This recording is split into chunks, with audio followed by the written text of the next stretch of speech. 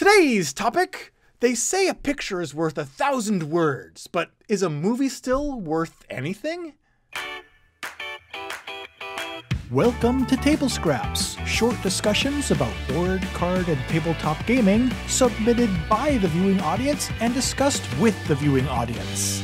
Hey everybody, hi and welcome back to another episode of TABLEscraps, the live streaming show here on YouTube where I discuss a topic about tabletop and board gamings with the YouTube audience that was presented by the YouTube audience. And today's topic is no exception, coming from viewer Brycen Hupe, who asks the following question to us. He talks about stock art and screenshots in board games, saying that, for example, this last Tuesday, September 19th, Upper Deck released the first teaser for their next Marvel Legendary expansion, SpiderMan Homecoming. This question was submitted a while ago, to be fair. In this set, however, they have decided to, for the first time in 14 expansions, to use screenshots from the movie of the same name instead of creating original illustrated art. Now, I'm somewhat new to the board gaming hobby, but even I can see that stock art and screenshots are not often used for board games since it's usually seen as somewhat unappealing or even cheap. In fact, the only game I know of that uses stock art or screenshots outside of Upper Deck's Legendary or Legendary Encounter series is Terraforming Mars. As for my questions, is the choice to use screenshots a creative way to introduce the MCU into Legendary, or will the sudden shift in artistic choice be too jarring for players? More broadly, what other games use stock art and screenshots for their cards and their other components? Are there games where stock art and screenshots actually enhance the gaming experience, or is it always seen as tacky or cheap? Well, that is a really good question there, and one that I know that I myself have noticed, but never really given a lot of thought about until you submitted your question. And it really got me thinking about it. My personal opinion on this is that when a game, a card game, again, let's use Upper Deck's Legendary series as an example. When a card game like that uses movie stills for one of their sets or expansions, I personally do notice it. It stands out to me. It sticks out. Not necessarily as a bad thing, but it is something that sticks out enough that it does kind of pull me out of the immersive experience a little bit. And one of the reasons why I think this is the case is because there's this concept when you're doing any type of media, movies or comics or anything like that, how the viewer or reader is prone to project themselves onto the main character, and so they can relate to it and get more invested into the film. If you're playing a board game and something about the narrative and interactive experience of it, movie stills, to me, prevent the player from being able to make that leap into the immersion and unplug and suspend their reality enough to do that. And it sticks out. And it prevents me from getting as deep into the game as possible. Now, that might just be me. So let's go over to the chat window because there's more stuff I wanted to say on this, but I think I already have seen that in the chat it's being mentioned. So we're going to go over to the chat window. Let's see what people are saying, starting with Mike Jones, no really, who kind of continues this thought with SpiderMan Homecoming, who mentions, one game expansion that I would like to know about that used stock film footage is SpiderMan Homecoming. How many? I'd like to know how many people who play Legendary and usually buy all the expansions bought SpiderMan Homecoming. I didn't, and that was just one of the reasons. Also, how many Buffy fans actually bought that version of Legendary? Again, I didn't. The stock art and chosen cast were the main reasons. I thought the day-night stuff actually looked pretty good about it. What surprises me most about these products is that they were from Upper Deck. Versus had almost all original art. Versus has well over 5,000 original cards. So what happened? Now, I myself have collected Marvel Legendary since it first came out. I believe I had all of them except 2 sets. I didn't get the Deadpool one. The second one I skipped over was the SpiderMan Homecoming. And part of it was, there was already Spider-Man Paint the Town Red expansion. So there was already an expansion with Spider-Man characters that I had. But the other part of it was, yeah, I looked and I saw that it used movie stills as its art. And is this really necessary? Will it mesh with the rest of the game? And just like Mike Jones, no really, I passed it over as well. And yeah, the movie stills did have something to do with it. Now, however, to be fair, just a quick sidebar here, for me at least, using movie stills and photographs in the artwork is not always a deal breaker for me. I have also the DC Deck Builder Lord of the Rings trilogy, and all 3 of those sets that come together to all use movie stills. But I think maybe part of it is that it is consistent. And the fact that they all use it, all 3 sets that combine together, since they all use it, more consistent, you know what you're expecting, and maybe this setting the expectations might be part of it as well. We've been discussing so far card games that use movie stills in the artwork and sometimes even introduce it, you know, as an expansion that doesn't match with the illustrations.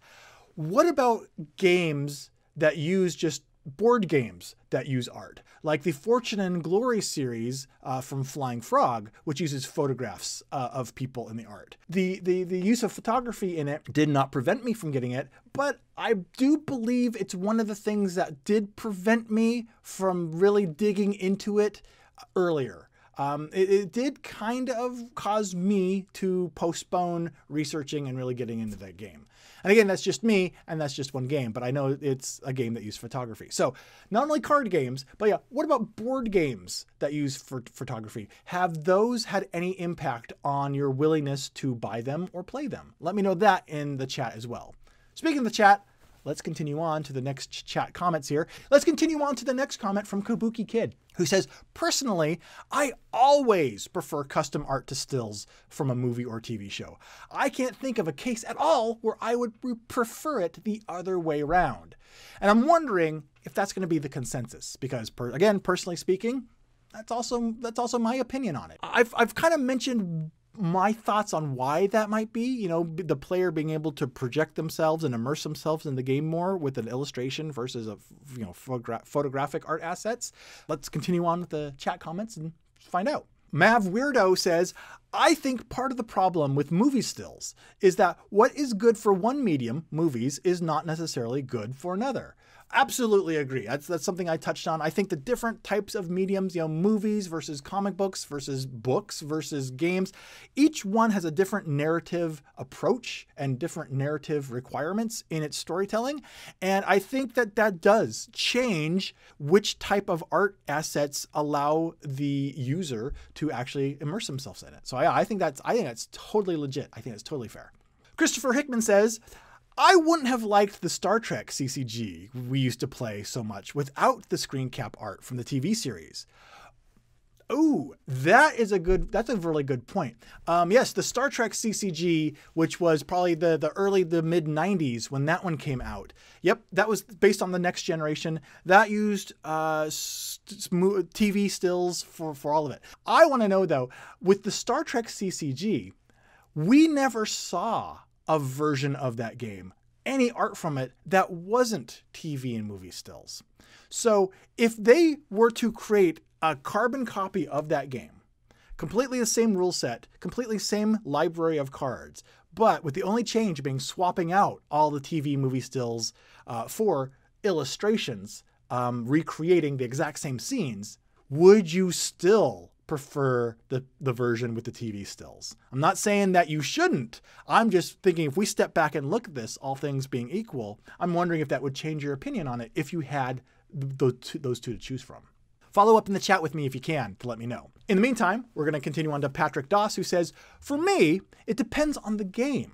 For example, the FFG game Battlestar Galactica used stock art from the show and it worked well for the experience, but the Game of Thrones, the Iron Throne, did not. That might actually give Christopher a little more fuel to his argument. Perhaps there's actually a difference in the approach to television versus movie plugins. You know, see that argument doesn't even hold up. No good. No in the bin. No good argument. Let's continue on and see if there's better arguments to continue this train of thought. Next is going to be for Tor Iver, who says, could it be some licensed games use art instead of screen caps to avoid licensing the actor likeness as well?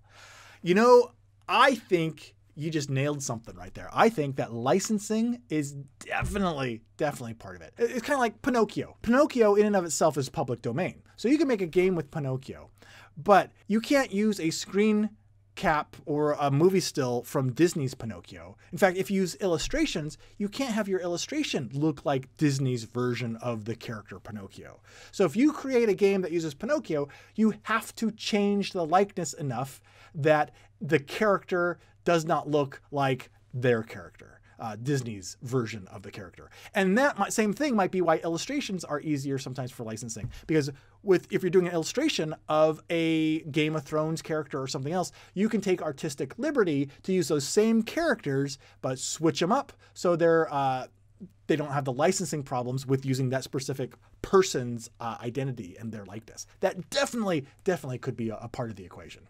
KabukiKid says, one thing I think I'm not a fan of when screen caps are used is that you see the photo and it makes you think of the scene it was taken from, which sort of takes you out of the story that you are creating at the moment.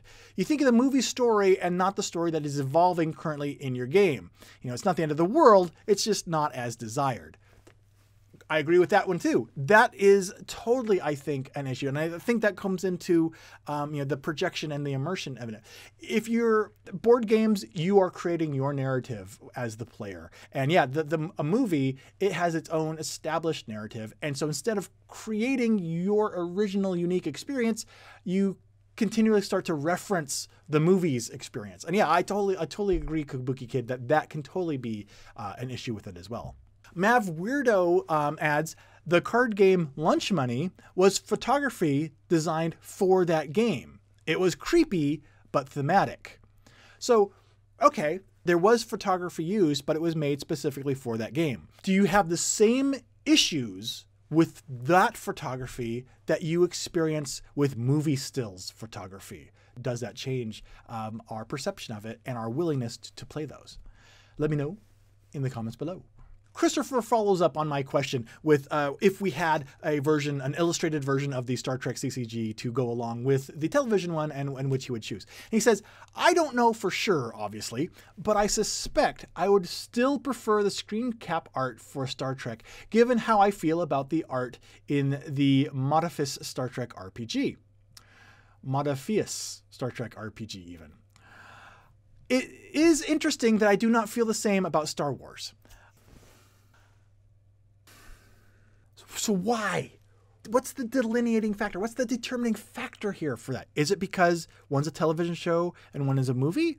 Or is it because this particular player has a certain love for one intellectual property that they don't for another? You know, is the specific intellectual property a determining factor as well? Patrick Doss says, in general, I am in favor of traditional original artwork for board games because it opens up the market for freelance artists to get more work. That's a really interesting part of this that I hadn't thought of. That's a really good point, that it provides more work for different artists. And that's totally a new aspect of this that we hadn't touched on yet. So thank you, Patrick, for bringing up that idea. KabukiKid mentions that I also own Fortune and Glory. I don't mind the photography used for that game or other games from the company. I have also heard of it getting criticism. Since it is photography made for the game, it has nothing to quote-unquote take you out of the story. So to you, since it was photography created specifically for the game, it doesn't pull you out of it. Again, I'm interested how that compares to other people, because even though the photography for Fortune and Glory was created specifically for that game, I myself still do find it jarring. Again, I still like the game, but and I don't dislike the art. I like the art. I appreciate it and I like it, but I do find it jarring, and so I'm wondering how that compares. Jeremy joins us to say, I feel the screenshot of cartoons intellectual property, like My Little Pony CCG, it gets boring from the show because it limits the card art and cards. That makes sense because you are restricted to the library of images that you have from that series. And so I wonder if that actually could inhibit the design of the game. It just depends if you're designing the game around the assets you have available, or if you're going and obtaining assets based on your card design. When that's no good. You don't want that to happen. Another thing you don't want to have happen is having to end the conversation at this point. But unfortunately, that's what we're going to have to do because we're out of time for this episode. Please feel free to continue this discussion in the comments below. I want to know how you feel about photographic art versus illustrated art. And given the choice between the two, would you choose one that uses movie stills or TV stills versus illustrations? Or do you find it jarring? Have you ever had a product that used movie stills or photography not get purchased by you because of that specific reason? Continue all of this. Let me know in the comments below. Continue this conversation and we'll go from there. And hopefully we'll continue going with another episode soon, because episodes like this are made possible by viewers just like you who have been helping out Pair of Dice Paradise's Pod Pledge fundraiser on the Pod Pledge fundraising site. Strange place to put it, but there it is. Thank you everyone who's been supporting the show in that way. Every little bit helps and I greatly appreciate it. I also appreciate your chatting and I look forward to the next time that we can get together. And until then, I've been Chaz Marler, who, along with the live streaming YouTube chat, have been serving up some table scraps. Thanks. I'll talk to you again soon.